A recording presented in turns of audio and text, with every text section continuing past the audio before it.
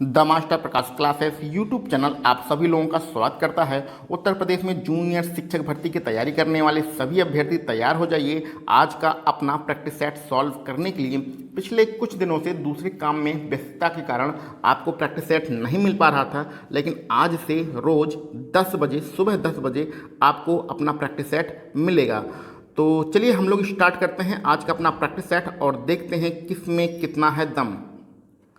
अच्छा, practice set start करने से पहले एक बात का विशेष रूप से ध्यान रखिएगा कि हम सिर्फ प्रश्नों को ही पढ़ेंगे, विकल्प आपको पढ़ना है और विकल्प पढ़कर जल्दी से जल्द उसका आंसर बताने की कोशिश करना है। तो हमारा पहला प्रश्न है, निम्नलिखित में से कौन ग्रीन हाउस गैस है?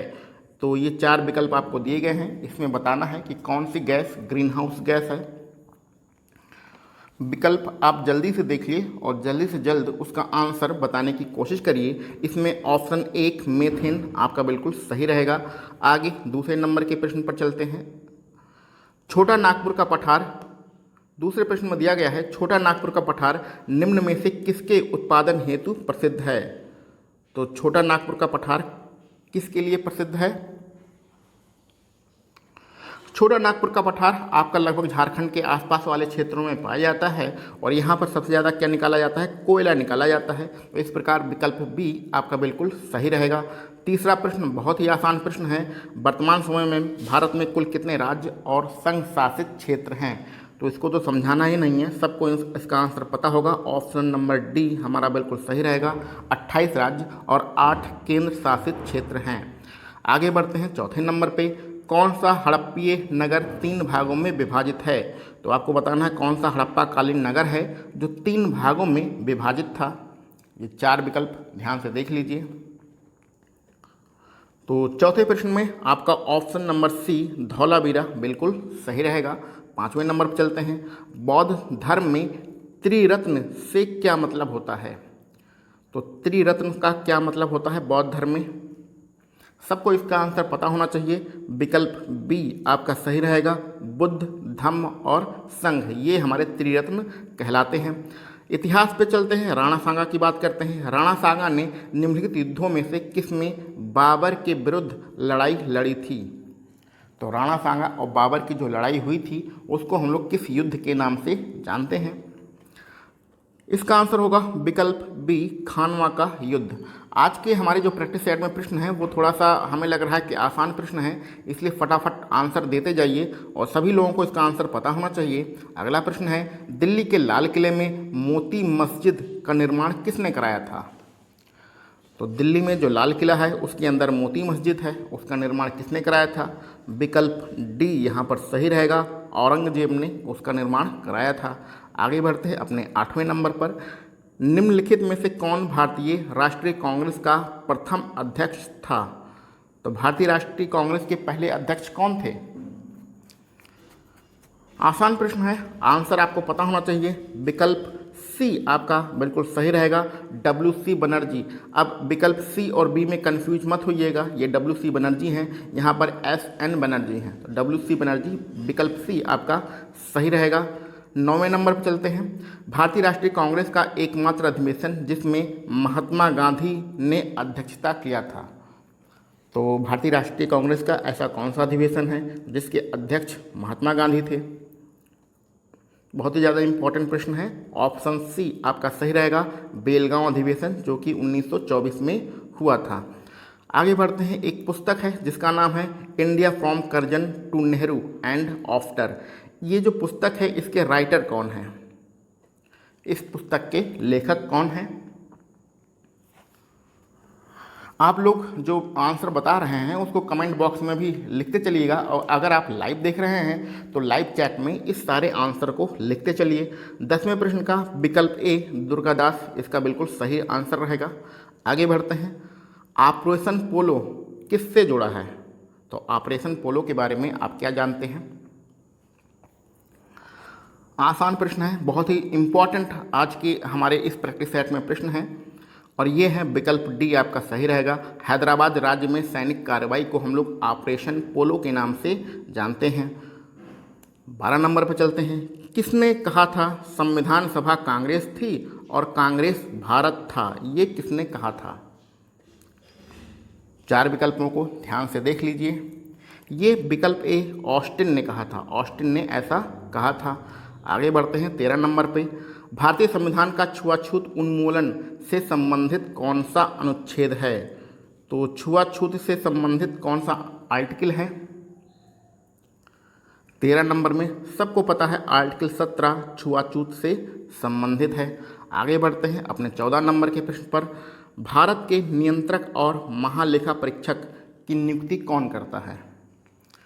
तो सबको पता है जितने भी बड़े पद होते हैं उनकी नियुक्ति राष्ट्रपति द्वारा की जाती है। तो इस प्रकार विकल्प ए आपका बिल्कुल सही रहेगा। आसान प्रश्न है, कोई कठिन इसमें है नहीं। आज तक अभी तक जितने हमारे पास प्रश्न मिले हैं सब अच्छे प्रश्न हैं और इनका आंसर तो आपको 100% आना ही चाहिए। 15 नंबर में दिया गया है, आपातकाल में किसी राज्य विधानसभा की अवधि बढ़ाई जा सकती है। तो राज्य विधानसभा की अवधि किसके द्वारा बढ़ाई जाती है यही बताना है। राष्ट्रपति, संसद, कन्फ्यूज मत होइएगा, विकल्प ए और बी में कन्फ्यूज नहीं होना है। तो 15 नंबर में जो हमारा आंसर होगा वो विकल्प बी, संसद द्वारा बढ़ाई जाती है। क्लियर। आगे बढ़ते हैं अपने 16 नंबर के प्रश्न पर। पंचायती राज की अनुशंसा किसने किया था? तो पंचायती राज लागू करने के बारे में किस समिति ने बताया था ये आपको बताना है। तो 1957 में एक समिति बनाई गई थी, बलवंत राय मेहता समिति। इसी की सिफारिश पर पंचायती राज व्यवस्था को लागू किया गया था। विकल्प डी आपका बिल्कुल सही रहा है। 17 नंबर पर चलते हैं। कहा जाता है कि भारत में सिलिकॉन वैली स्थित है। तो भारत की जो सिलिकॉन वैली है उसे किस शहर को कहा जाता है ये आपको बताना है।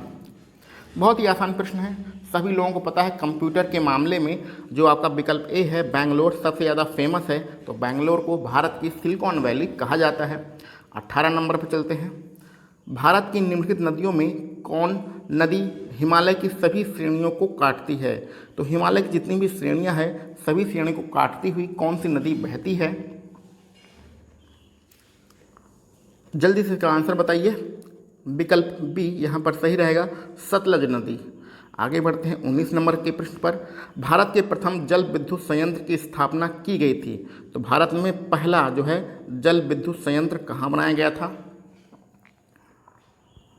तो भैया भारत का पहला जल विद्युत संयंत्र विकल्प ए दार्जिलिंग में बनाया गया था।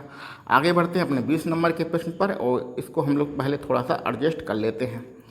20 नंबर के प्रश्न में लिखा गया है, निम्नलिखित में से कौन सा खनिज केरल में बहुतायत मात्रा में पाया जाता है? तो केरल में सर्वाधिक मात्रा में कौन सा खनिज पाया जाता है?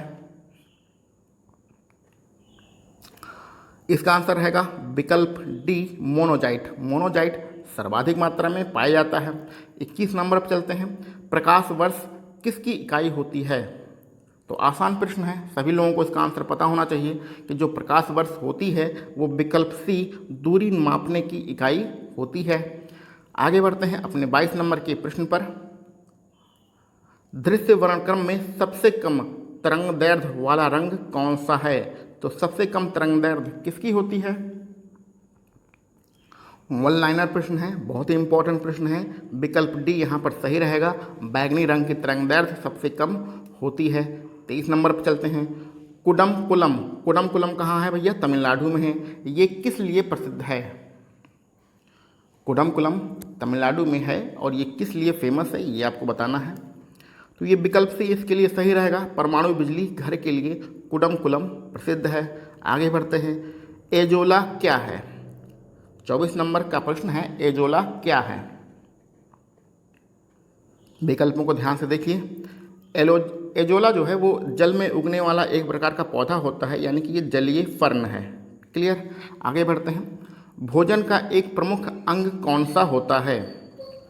25 नंबर में ये सारे जो 4 विकल्प दिए गए हैं ये भोजन में समाहित हैं, लेकिन इसमें सबसे इम्पॉर्टेंट कौन सा है ये आपको बताना है।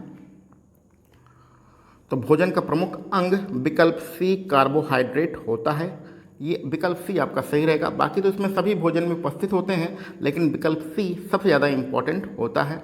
आगे बढ़ते हैं अपने 26 नंबर के प्रश्न पर। पारिस्थितिकी निम्नलिखित के बीच पारस्परिक संबंधों का अध्ययन करता है, यानी कि जो पारिस्थितिकी होती है वो किसके बीच में पारस्परिक संबंध का अध्ययन करती है? तो 26 नंबर के प्रश्न के लिए विकल्प ए जीव और वातावरण आपका सही रहेगा। 27 नंबर पर चलते हैं। निम्नलिखित ईंधनों में कौन सा न्यूनतम पर्यावरणीय प्रदूषण उत्पन्न करता है? तो इन चार विकल्पों में से ऐसा कौन सा ईंधन है जिससे सबसे कम प्रदूषण होता है? तो 27 नंबर के प्रश्न के लिए विकल्प सी हाइड्रोजन। हाइड्रोजन आपका बिल्कुल सही रहेगा। 28 नंबर पर चलते हैं। Central arid zone research institute ये कहाँ पर है? Central arid zone research institute कहाँ पर है? तो 28 नंबर का जो आपका आंसर होगा वो होगा जोधपुर। जोधपुर में ये स्थित है। आगे बढ़ते हैं 29 नंबर पे। सरसों के बीज के अपमिश्रक के रूप में सामान्यतः निम्नलिखित में से किसी प्रयोग में लाया जाता है? यानी कहने का मतलब ये है कि सरसों से हम लोग तेल प्राप्त करते हैं, तो अगर सरसों के बीज में मिलावट करनी है तो इन चार विकल्पों में से हम लोग किसकी मिलावट करेंगे? अब जल्दबाजी में यहाँ पर ये विकल्प बी पपीते के बीज मत लिख दीजिएगा, क्योंकि सरसों का बीज छोटा होता है, पपीता बड़ा होता है। तो यहाँ पर हम लोग मिलावट करते हैं विकल्प ए से आर्गी मोन के बीज में सरसों के बीज को मिलाते हैं, और ये बहुत ही ज़्यादा हानिकारक होता है। क्लियर? तो सरसों के बीज में किसकी मिलावट की जाती है? आर्गी मोन के बीज की जाती है, जो सेम टू सेम सरसों के बीज के ही समान होता है। 30 नंबर पर चलते हैं। निम्नलिखित में से किस प्रकार के वनों में अधिकतम पादप विविधता पाई जाती है? तो किस प्रकार के वन में विविधता सर्वाधिक मात्रा में पाई जाती है? विकल्पों को ध्यान से देख लीजिए। विकल्प आपको पढ़ना है, हम लोग सिर्फ क्वेश्चन को ही पढ़ रहे हैं। और 30 नंबर में जो आंसर होगा वो विकल्प डी होगा। उष्ण कटिबंधीय सदाबहार वन में अधिकतम पादप विविधता पाई जाती है। चलिए 31 नंबर पे बढ़ते हैं। बहुत ही ज़्यादा इम्पोर्टेंट प्रश्न है। किसानों के लिए किसान क्रेडिट कार्ड योजना कब लागू की गई? किसान क्रेडिट कार्ड सबको पता होना चाहिए कि विकल्प ए 1998-99 से किसान क्रेडिट कार्ड योजना लागू की गई है। 32 नंबर पर चलते हैं। निम्न में से किस एक के समावेशित विकास को बढ़ाने की आशा नहीं की जाती है? तो समावेशित विकास को बढ़ाने की आशा नहीं की जाती है, ये आपको बताना है इन चार विकल्पों में से। तो इसमें राष्ट्रीय आय की उचित वृद्धि दर ये हमारा नहीं होना चाहिए। बाकी सभी प्रकार के विकास इम्पॉर्टेंट हैं, लेकिन राष्ट्रीय आय की ऊंची वृद्धि दर इसके मतलब हो जाएगा कि महंगाई बहुत ज़्यादा बढ़ जाएगी। तो विकल्प ए इसके लिए सही रहेगा। 33 नंबर पर चलते हैं। भारत में गरीबी अनुमानों का क्या आधार है? तो गरीबी का अनुमान लगाने के लिए जो आधार हम लोग इस्तेमाल करते हैं वो कौन सा होता है? 33 नंबर में विकल्प सी आपका बिल्कुल सही रहेगा, परिवार का उपभोग व्यय। ठीक है, ये वाला जो प्रश्न है ये आपके यूपी टेट में भी आ चुका है। ये 33 नंबर का प्रश्न यूपी टेट में आ चुका है। आगे बढ़ते हैं 34 नंबर पे। उत्तर प्रदेश के पश्चात निम्न में से किस राज्य की जनसंख्या सर्वाधिक है? यानी आपको बताना है कि भारत में दूसरा सर्वाधिक जनसंख्या वाला राज्य कौन सा है। कंफ्यूज नहीं होना है, बिहार इस पर आंसर नहीं लगाना है। इसका जो आंसर होगा वो विकल्प ए महाराष्ट्र होगा। आगे बढ़ते हैं 35 नंबर के प्रश्न पर। भारत में कर्मचारियों के महंगाई भत्ते का निर्धारण किस प्रकार से किया जाता है? भारत सरकार कर्मचारियों का जो महंगाई भत्ता देती है उसका आधार क्या होता है? तो विकल्प बी उपभोक्ता कीमत सूचकांक इसका आधार होता है। विकल्प बी इस प्रश्न के लिए बिल्कुल सही। आगे हमारा जो 36 नंबर का प्रश्न है इसमें लिखा गया है शल्य क्रिया में आर्थोप्लास्टी क्या होती है? तो शल्य क्रिया में आर्थोप्लास्टी का क्या मतलब होता है ये आपको बताना है। विकल्पों को ध्यान से पढ़िएगा, इसका आंसर गलत नहीं होना चाहिए। तो 36 नंबर के प्रश्न में विकल्प सी आपका सही रहेगा। कूल्हे के जोड़ का प्रतिस्थापन जो होता है उसको हम लोग आर्थोप्लास्टी कहते हैं, यानी कि हिप जॉइंट रिप्लेसमेंट को ही हम लोग आर्थोप्लास्टी कहते हैं। 37 नंबर पर चलते हैं। वायुमंडल में सबसे अधिक कौन सी गैस पाई जाती है? वायुमंडल में कौन सी गैस सर्वाधिक मात्रा में पाई जाती है? और इस प्रश्न का आंसर हम लोग बचपन से पढ़ते आ रहे हैं, कक्षा 2 से पढ़ाया जाता है कि वायुमंडल में सर्वाधिक मात्रा में नाइट्रोजन पाई जाती है। आगे 38 नंबर के प्रश्न का हमारा स्टार्ट होता है क्या भैया? Current affairs. तो ये प्रश्न थोड़ा सा बड़ा है इसलिए इसको और थोड़ा एडजस्ट करना पड़ेगा। चलिए इसको पहले एडजस्ट कर लेते हैं, फिर इस पर डिस्कशन करते हैं। हाँ, तो 38 नंबर के प्रश्न में लिखा गया है 20 जनवरी 2021 को नीति आयोग ने भारत नवाचार सूचकांक 2020 का दूसरा संस्करण जारी किया था। ठीक है, इससे संबंधित 3 कथन दिए गए हैं, आपको बताना है इन 3 कथनों में से कौन सा कथन सही है और कौन से कथन गलत हैं। तो इन तीनों कथनों को ध्यान से पढ़ लीजिए और ये बताने की कोशिश करिए कि भारत नवाचार सूचकांक 2020 का जो दूसरा संस्करण जारी किया गया था उसमें से कौन सा कथन सही है, कौन सा कथन गलत है।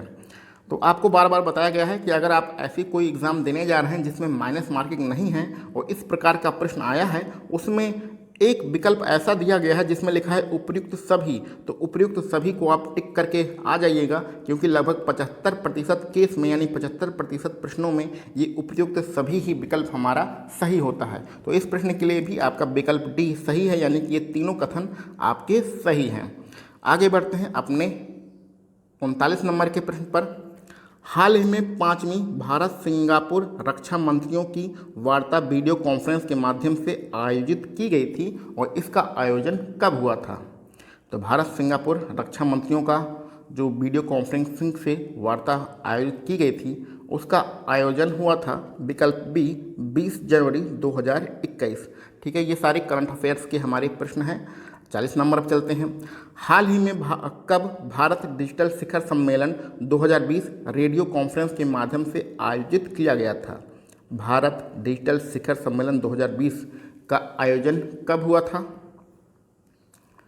तो 40 प्रश्न में विकल्प डी आपका सही रहेगा। 19 और 20 जनवरी 2021 को इसका आयोजन किया गया था। 41 नंबर पर चलते हैं। 15 से 16 जनवरी 2021 के मध्य प्रारंभ स्टार्टअप इंडिया अंतर्राष्ट्रीय सम्मेलन 2021 कहाँ पर संपन्न हुआ। स्टार्टअप इंडिया अंतर्राष्ट्रीय सम्मेलन 2021 का आयोजन कहाँ पर किया गया था। तो इसके लिए आपका विकल्प सी नई दिल्ली बिल्कुल सही रहेगा। आगे बढ़ते हैं अपने 42 नंबर के प्रश्न पर। 15 जनवरी 2021 को विदेश मंत्रालय ने अंतर्राष्ट्रीय सौर गठबंधन ISA की सदस्यता का सार्वभौमिकता से संबंधित एक प्रेस विज्ञप्ति जारी किया था। ये अंतर्राष्ट्रीय सौर गठबंधन जो है इसका मुख्यालय गुड़गांव यानी भारत में है। क्लियर, आगे बढ़ते हैं। इसके अनुसार 15 जनवरी 2021 तक कितने देशों ने ISA रूपरेखा समझौते पर हस्ताक्षर किए हैं। तो इस पर जो हमारा ISA गठबंधन है इस पर कितने देशों ने हस्ताक्षर किए हैं ये आपको बताना है। और ये घटना कब की है, 15 जनवरी 2021 की आपकी घटना है।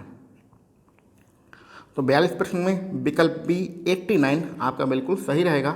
चलिए आगे बढ़ते हैं 43 नंबर के प्रश्न पर। 15 जनवरी 2021 को कहाँ पर नेपाल भारत संयुक्त आयोग की 6ठी बैठक का आयोजन किया गया था। तो 15 जनवरी 2021 को नेपाल और भारत की संयुक्त आयोग की 6ठी बैठक का आयोजन कहाँ पर किया गया। तो 43 नंबर के प्रश्न के लिए विकल्प डी आपका सही रहेगा, नई दिल्ली। अब आपके जो 44 नंबर से प्रश्न स्टार्ट होते हैं ये रीजनिंग के प्रश्न स्टार्ट होते हैं और रीजनिंग के प्रश्नों को हम लोग इस वीडियो लेक्चर में सॉल्व नहीं करते हैं, इसके लिए हम लोग एक अलग से वीडियो बनाते हैं। तो आप रीजनिंग की भी वीडियो देखते रहिए, क्योंकि रीजनिंग के वीडियो पर व्यूज़ कम आते हैं। आप सभी लोग अगर रीजनिंग आते भी है तब भी रीजनिंग के वीडियो को देखिए, बहुत ज़्यादा उपयोगी आपके लिए रहेगा, बहुत कुछ सीखने को मिलेगा। तो अब हम लोग बढ़ते हैं अपने आखिरी 50 नंबर के प्रश्न पर, क्योंकि आपका 49 नंबर तक रीजनिंग के ही प्रश्न दिए गए हैं। तो भैया 50 नंबर के प्रश्न का बहुत ही ज़्यादा इंपॉर्टेंट प्रश्न है और इसमें लिखा गया है 100 अंतर्राष्ट्रीय T20 जीतने वाली विश्व की पहली टीम कौन सी है। तो 100 अंतर्राष्ट्रीय T20 जीतने वाली विश्व की पहली टीम जो है वो आपका पड़ोसी देश पाकिस्तान है। तो चलो पाकिस्तान किसी में तो आगे है, नहीं तो ये तो सब में पीछे ही रहता है। तो इस प्रकार हम लोगों ने अपने सामान्य ज्ञान जो कि आपका अनिवार्य प्रश्न पत्र है उसके टोटल 50 प्रश्नों को यहाँ पर सॉल्व कर लिया है। आपके इन 50 प्रश्नों में टोटल कितने प्रश्न सही हो रहे हैं रीजनिंग के प्रश्नों को छोड़कर उसको कमेंट बॉक्स में ज़रूर बताइएगा। अगर किसी प्रश्न में आपको कुछ डाउट हो तो उसको भी कमेंट बॉक्स में लिखिएगा। तो चलिए मिलते हैं हम लोग अपने अगले किसी प्रैक्टिस सेट में। आप सभी लोगों को वीडियो देखने के लिए बहुत बहुत धन्यवाद।